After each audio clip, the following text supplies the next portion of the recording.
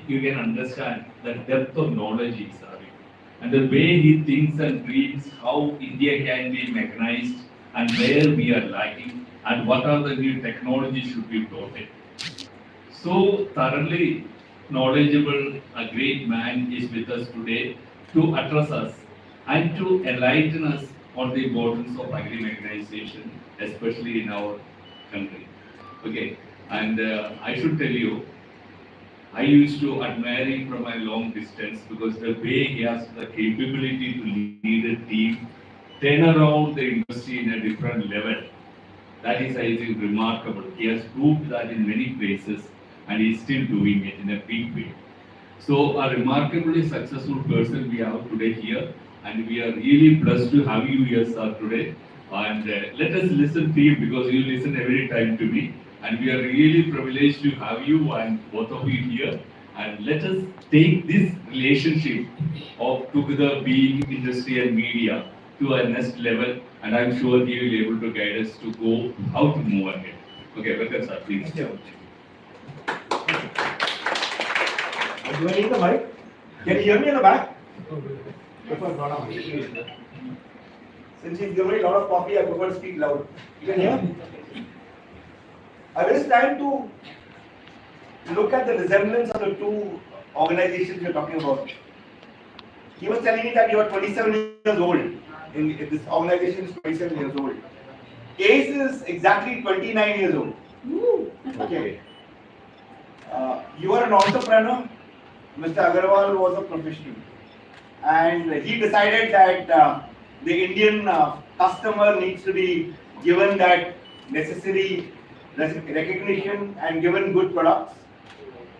And given good products at a reasonable price. And that's how ACE as an organization came into being. ACE Construction is the largest manufacturer of cranes in the world. Whoa. So, from a plant, normally 850 to 900 cranes get dispatched every month. Okay, every month. Yes, every month. You were asking something, I thought. So, and when we started cranes, we were only the pick and carry cranes. But today, when we realize that so many skyscrapers are getting made, bullet train projects have started, metro train projects have started. In the last 10 years, we did a lot of innovations. And when we got in the tower crane, so wherever the high-rise buildings you see and you see a tower crane, 80% of those tower cranes belong to ACE. Earlier it was Taiwanese, Koreans, but 80% now belong to us. That's the second important breakthrough what happened with ACE.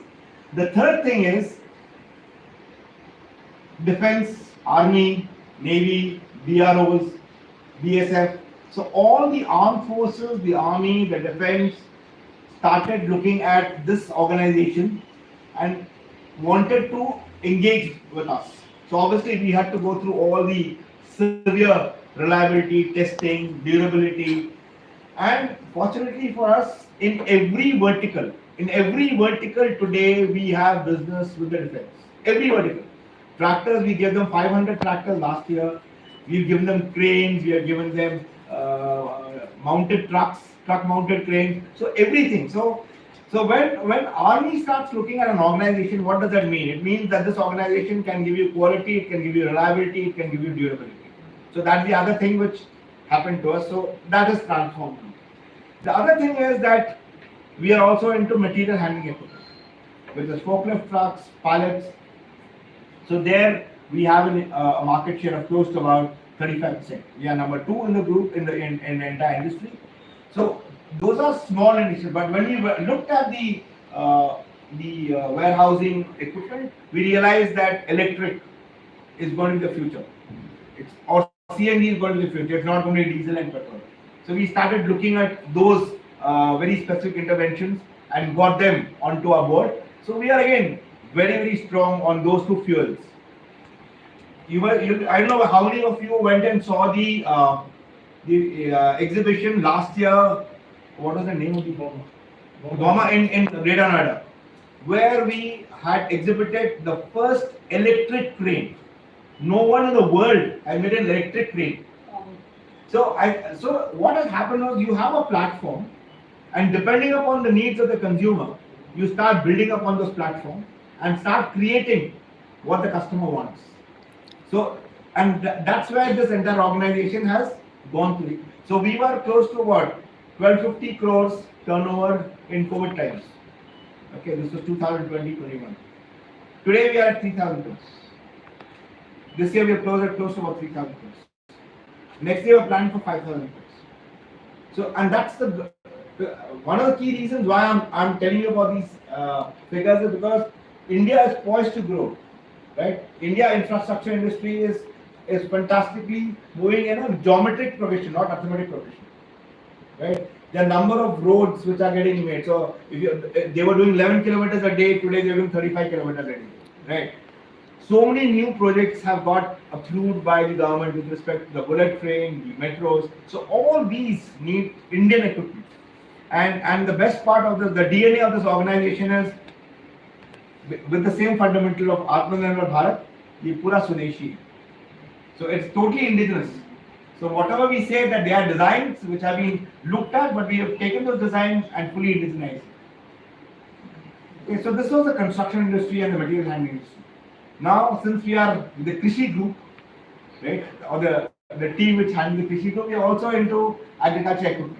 And we were again pioneers in harvesting because we are the only manufacturer who produces 4 different types of harvesters under one roof. There's no other manufacturer in the country.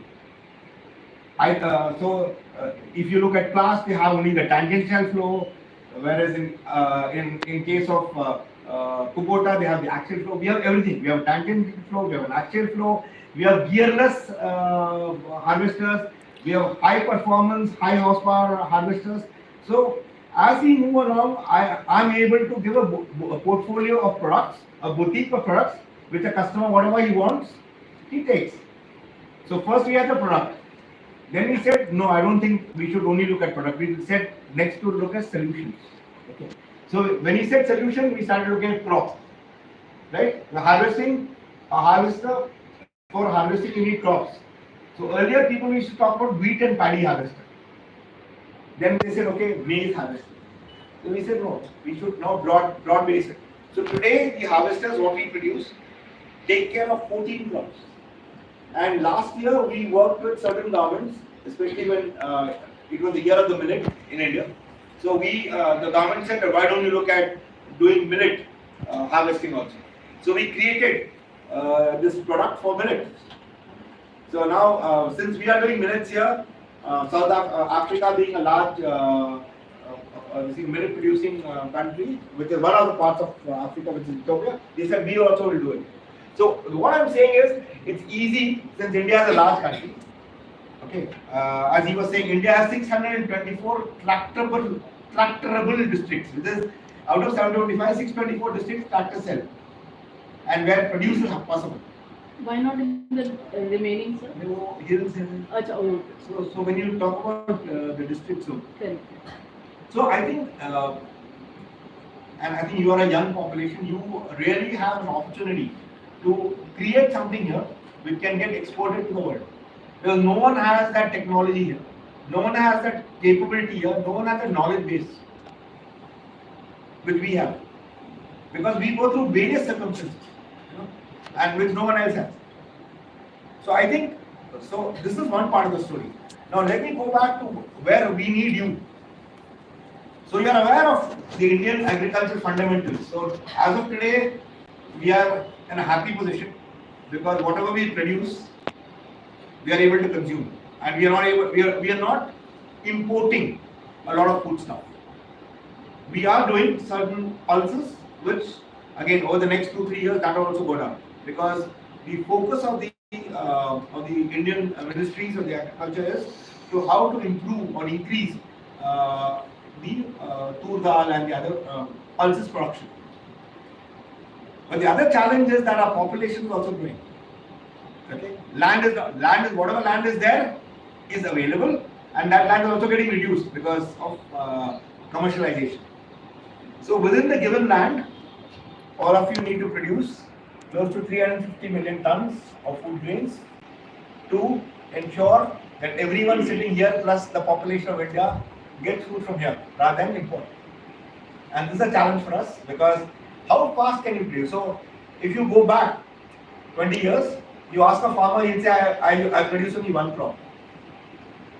Then came the thing of, I'll produce two crops. Today, people are doing three crops. People are doing intercultivation. So within sugar, you have vegetables in between, right? Then, so this is the way farmers are also looking at commercializing the business, are trying to look at opportunities. And the only way all this is possible is through farm mechanization. Because very clearly labor is not available. Labor was only available once, that was during COVID times when all the people returned back to the villages. And that was a time when, and if you really look at the way the industry has behaved, that was for the first time the industry dipped. Because mechanization was not required, because you have labor. So as soon as COVID years were over, people came back to the cities. And again the industry went up. Because there was no manpower available, no labor force available. So the key for India's success is going to be, or not success, the key to India's food security is going to be mechanization. Because you have small windows of harvesting, of planting, and then finally harvesting. And within this window, if you do not complete that exercise, the output will not be. So the key to this is mechanization, and unfortunately, India is still far behind on mechanization. If you really look at mechanization, only on the planting part, okay, let me tell you the other way around. So if you look at mechanization, in harvesting, India has 90% rice in paddy. Rest is all 5 to 10%. So someone was asking me that do you make equipment for putting or planting seeds? So you have pneumatic seed planters, right? Then you have potato planters. So I think India is also learning on how exactly they can utilize the technology. Because the inputs which is most critical is seeds. If your seeds, it's the costliest item in the entire value chain. So if the seeds are put properly, every seed can give you a crop. So the pneumatic planter becomes a very key equipment in this entire thing. Similarly, harvesting is very important. I'm sure you must have seen the videos which have been going around over the last 2-3 weeks on the various equipments which are running in various parts of the world, which will ensure that there's not going to be any labor. So you have those tomatoes, carrots. So literally people have started thinking on those lines. Where anything lost is going to be critical for the entire community. The farmer though it is going to be, but for the consuming public. So since all of you interact with farmers, right? It's important for all of you to start sharing success stories of various farmers with the other farmers. See, I think you've done a fantastic thing by honoring the farmers here. Okay? And each of these farmers have a success story. How many people in India know about the success stories? Suppose I'm a farmer who does very specific fruits. Now, farmer next to me has done extremely well on the same fruit. So why can't I replicate it and share with him my practices? And this is where you need to play an important role. If categories in the last year was 100 and this year is going to be 300, that means 300 focus crops. And when I say crops, it's vegetables, etc., or fruits. So you are covering all those. And this is the medium where people are going to listen. So as soon as you start honoring those farmers' testimonials need to get shot out to the rest of the people so that they say, here is a guy who does X kilos of tomatoes within this in this land, or X kilos of potatoes, and these potatoes are used by Pepsi or bought by Pepsi. So if you really look at farmers in Punjab or farmers in Gujarat, there are specific corporate farming projects which are going on where each of these guys supply very specifically items to the big conglomerates of the country, of the world. See, the one, see the best part is literacy levels today are slowly improving. And the age of the farmers also has reduced considerably. You know what the age of the Indian farmer is? Average age of Indian farmer. कोई बता पाएगा? Anyone wants to hazard a guess? Yeah, so last census round was about 38. Earlier he was in the 45, 46. So today the farmers need machinery which does things faster. He wants to spend a lot of time at home, and therefore he wants to do things quickly. He wants to have the comforts when he's doing it. Right? So therefore, cabin, AC cabin. So what that is also coming in. So since the age of the farmer is changing, he is also accessing a lot of technologies. He is also accessing literature. Earlier he used to depend on people, but today he depends on what? Social media. It depends on YouTube. He will not come and ask me. He will go and see the thing himself. So YouTube is becoming a very, very effective medium of transmission of information. Teams like you who go to the field and capture feedback from farmers and then telecast it or throw it out. People start looking at them. What is the new thing? What these people are saying, and then they start doing it. Because always it has been that they have to be influencers. They have to be influencers who are going to influence the people. Otherwise, they will not change their habits.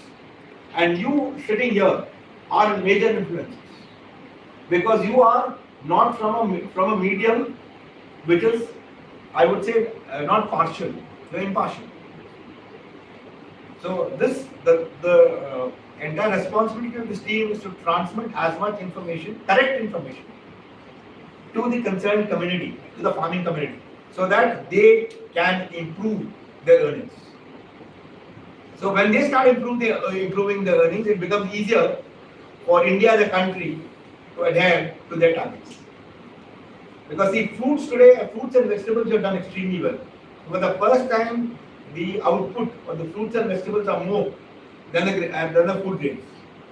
So 325 million tons was what the food grains was, but 335 was what horticulture was. So horticulture has really shot up. And the unfortunate part in the entire horticulture thing is mechanization is closed. No one has cared for horticulture. And this is where again, I think as you people move along in the field, engage with farmers, you need to start looking at what the farmer needs in the horticulture side. So because every time I have spoken to the ministry, I have spoken to certain section of farmers, no one has been able to tell me what do you want. Small tractor, fine, we give you a small tractor. Then what else? We give you a sprayer with a small tractor. We give you small rotavators. So for orchard farming, vineyard farming. But what else is it? See, you people are an important body for two sides. One is capturing information, capturing feedback from farmers and sharing with manufacturers. This is what the farmer wants. Can he provide? Next thing, capturing the success stories of the farmers and sharing it with the other farmers, so that they know what are the practices which are being followed by various farming groups. Because each one wants to know what are the farmer. He is not bothered about whether the country will do 325 million. He is कि मैंने पैसा इतना invest किया, मुझे return मिल रहा है कि नहीं, बस वही है उसके लिए. मैं अपना कर्ज दे सकता हूँ कि नहीं. So these are the things again you have to do. And the third thing, which again that what the manufacturers, what are the new products the manufacturers are bringing in, what are the advantages of those products, that needs to be shared by you people, not by me, to them, so that they know that you are impartial enough to share with them what are the best practices they can do by using this. So you people are playing a very, very, very important role. We are only one of the stakeholders. But you, when you are transferring all this information across, it then becomes an important medium. And I see this as a major gap today, and that's what I was sharing with them, that till the time people in the last village don't know what is going on, we will not be successful.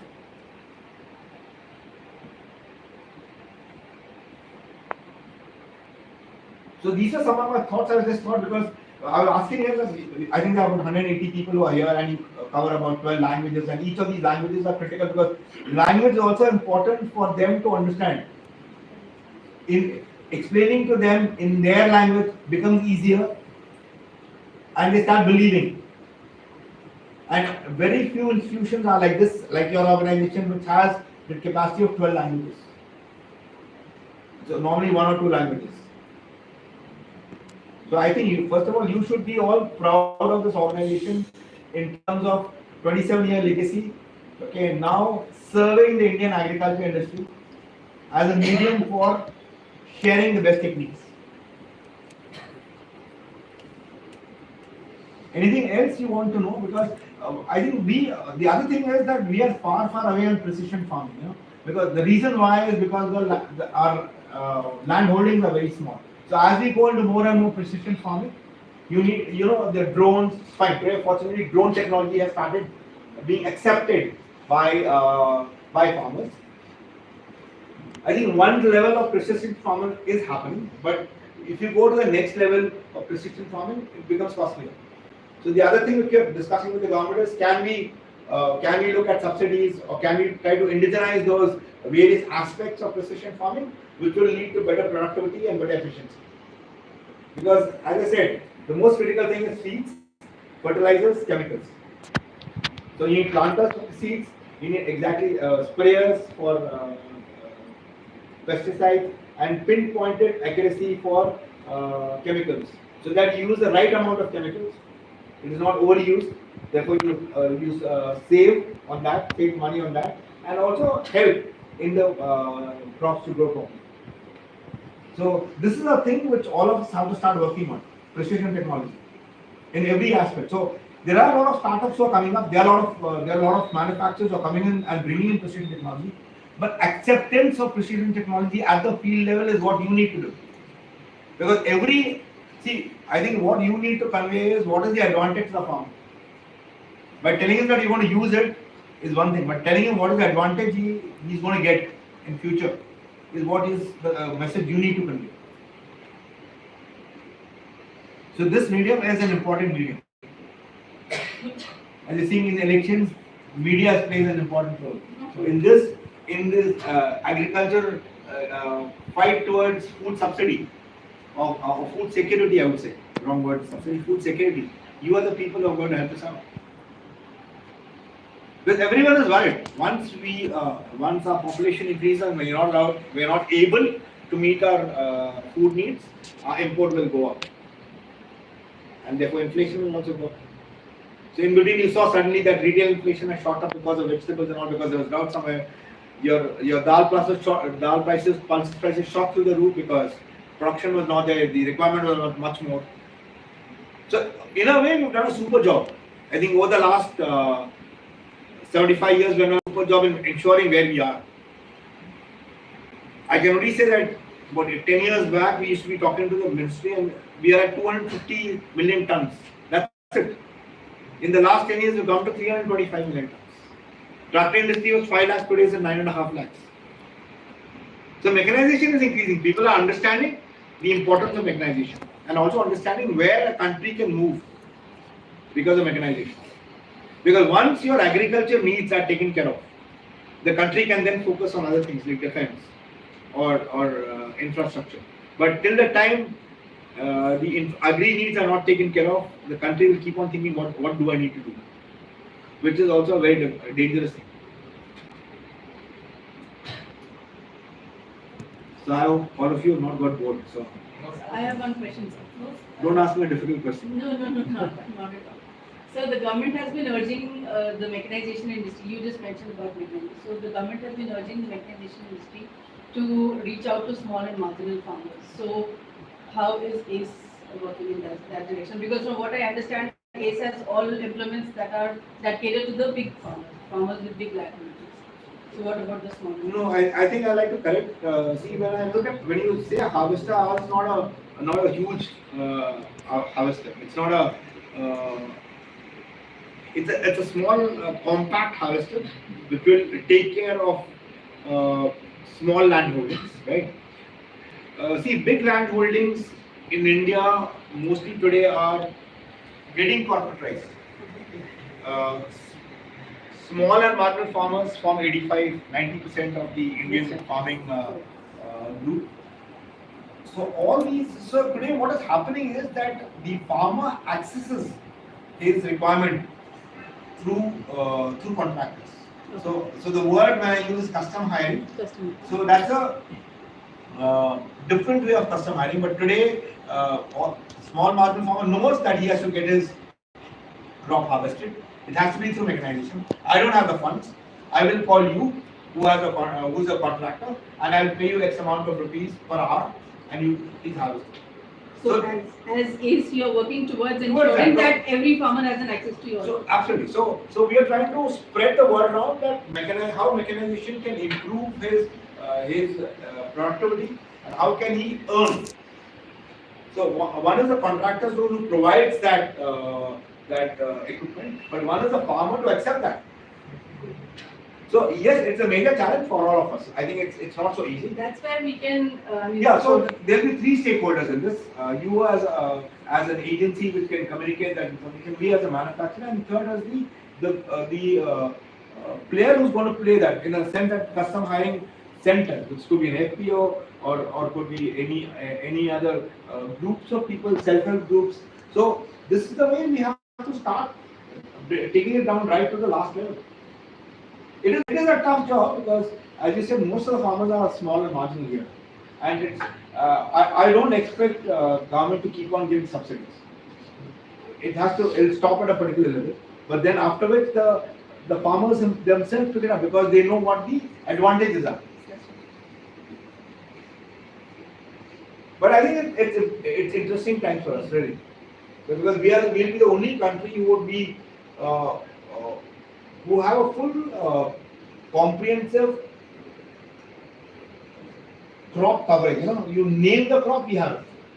Okay, and if we didn't have it, we will ensure that over the next couple of years you get it. Have you ever thought of strawberries being grown in India? Never. I was just looking at things like bok choy and lemongrass, and you had those 300 things. There are so many things which are exquisite stuff which people have learned that Indian palate or Indian hygiene and food habits are changing. So as the food habits change in India, you will suddenly find whatever ingredients are used for the pastas and the pizza and the burgers, those things keep on increasing suddenly. You will see this very clearly. If you see the consumption pattern, this is happening. Dragon fruit, avocado. Absolutely, avocado, all that was never known 6 years back or 7 years back. Today, those are the things which all of you are talking about. The Thai guavas, you can see it on every card these days. So therefore, and that's why hats off to the farmers, because the farming community also has understood that there are things which are required, and if they do it here, it's easier. So when you go to a store, he'll ask you, Indian avocado chahiye or foreign avocado. That's right. Okay. So today, that means Indians are making it. So till a few years back, strawberries were getting imported. Today, the way the strawberries are, it's just phenomenal. So that is the innovative part of India, and that is the thing which we like, that the farmers are ready to experiment. As an entrepreneur, the farmer looks at himself not as himself; he looks at himself as an entrepreneur, and he starts building this up. And that's the reason why it is important for all of you to keep on badgering them. What is happening in the world outside? Can we do it here? Replicate here.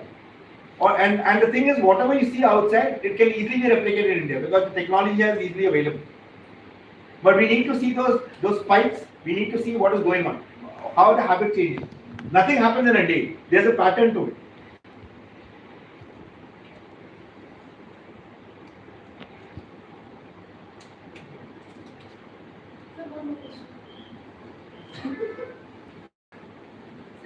Precision agriculture is still in initial stage in India. How is it working for bringing precision technology in India? I just wanted to see, precision technology can be bought in India, but it's at a cost. So you have to really weigh the costs and see what the benefits are. So in a corporate farm, precision technology will be the best, because when you say precision technology, it's basically manual tractors, okay, everything running through equipment, right? You have GPS systems, you have IoT systems, right? You have the exact equipment for that. See, unfortunately, Indian equipment industry is not yet used to those precision points, right? And when you start importing, it's at a cost. So we are struggling. So I think what will happen is over the next few years, you will find precision technology coming in. See, the other thing what is going through in India, and that's again I would like this community to address this with the larger group. I'm not quite sure whether you're aware. India is going through a lot of fuel emission change, right? So it was BS3, then now they've said BS4. Okay. So what you're doing is you are not doing anything. You are only changing the parts of the engine. Everything remains the same, and telling the farmer, this is your BS4 tractor, 1.5 lakh, ज़्यादा है कीमत. Okay. Right. We have to go as per the WTO norms. So now they're saying BS5. So we were obviously talking to the ministry that if you do that, the whole tractor industry will just crash. If you are aware, Indian tractor industry is the largest in the world, right? So the issue is that today the Indian agriculture equipment manufacturers are facing 2-3 major things. One is on the fuel emission norms, which they are increasing. So even the norms which they have set aside for us for 2026, those norms are going to be applicable in Europe and America only in 2030. Okay, but they are asking us to do in 2026. So we are telling them that let's focus on precision equipment rather than increasing prices of the tractor. Because once you do that, your price again will go by 1.5. So it will be out of the reach of the common man. But the need of the hour very clearly is precision farming, literally. And therefore, there are a lot of startups, as I said, who have started looking at small land holdings and what sort of equipment can be used for small land holdings. So that overall, your entire project is a break-even or a profit project. I don't know whether I've answered the question or not. No, sir, I got a lot of things. वो तो ऐसे ही बोलेंगे आप. No, I think see it's like this. It's a catch-22 situation for all of us. Okay. Now we get the equipment, right, and we start using it. But then finally, when the output comes and then the cost which is utilized, if it has some parity, fine. So I was sharing with them that you have this problem of stubble burning. So you have the stubble burning problem. That time I was in New Holland, so we had this entire technology brought in from abroad, got all the equipment sold here, and for 2 years there was no stubble burning in Punjab and Haryana, and there was no problems in Delhi. As soon as the subsidies got removed, lifted, the buying pattern changed completely. So what I used to sell 100, for instance, balers, give me an example, that came down to 25. So it is important that there's a consistency of policies, and we continue and ensure environment is a problem. We need to look at that. So right. So we need to address that rather than saying the subsidy bill is increasing. So that became a fight between the state and the central government at that time, and that's why we are facing all these pollution problems. But as I said, precision farming is important, and it is going to be the need of the hour. Sir, one more question. Sir, if I talk about sir, how this precision technology can contribute to sustainability and how is it working towards sustainability? See, what is precision farming? Precision farming is that you'll be using the right seeds, you'll be using right chemicals, you'll be using right fertilizers.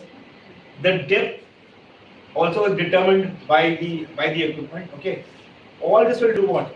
It will sustain all the other things. So you will not have wastages. Okay. So very clearly, this is the final impact is both. One is productivity improvement, one is sustainability also. So everything will lead to end finally sustainability because you will sustain the earth's resources. It will not be, you will not put extra manure, you will not put extra chemicals, you will not put extra seeds. The depth of the subsoil will remain the same because you know what depth you are going to. So everything is preserved. So next good point you raised. It will lead to sustainability. So if India is looking at a sustainability goal, and so one of the key things too is through precision farming, And if you have to go into precision farming, then we need to identify the equipment. We need, like there are 300 crops. So let's say that 200 crops will do precision farming, rest will do the rest. So this is again a thing which we'll have to take up with the government. So which are the crops where you need precision farming? Thank you so much.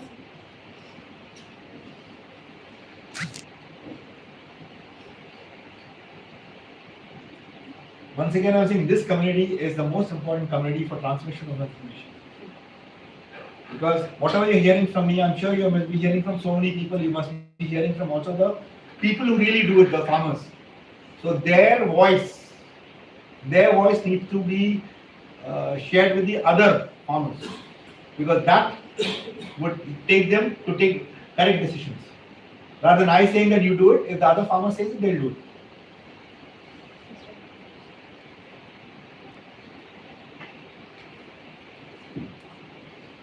MFY does exactly that.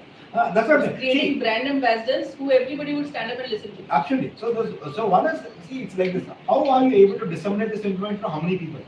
When you talk about small and marginal farmers, so all these guys also would have been small and marginal farmers earlier, right? So they have grown. Yes. So they had their own thought process. They wanted to grow. But can we look at the small and marginal? Suppose I say that after 10 years, that 85%, 15% cannot be the other way around.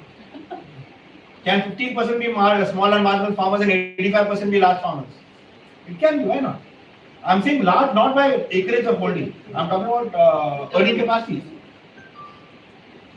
So I think this is another thing we should look at. When about how have we grown in the last 5 years? I think you're capturing that in terms of what sort of. We have an acre village. Absolutely, yes. So the other thing is from an acre of land, what is the maximum you can earn? So therefore, in terms of how fast you can change your crops, what all crops you're doing, what is the time you're allowing the soil to the surface. So that's a good point.